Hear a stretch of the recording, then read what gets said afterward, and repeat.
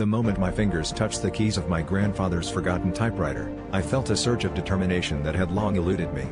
Each click-clack echoed the rhythm of a past I was ready to reshape. I was no longer the shy kid who let fear dictate every move. You see, life had handed me a tough deck, a painful family loss and a series of setbacks that left me questioning my path. But with every keystroke, I began crafting a new narrative, one where vulnerability became strength and dreams were reimagined as goals. I wrote about the time I faced my greatest fear and emerged resilient, the lessons learned in solitude that blossomed into a newfound confidence. This dusty old relic became my tool for transformation, reminding me that each day is a blank page and every challenge an opportunity. The typewriter taught me that the power to rewrite my story was always within me, waiting to be unleashed with the courage to begin anew.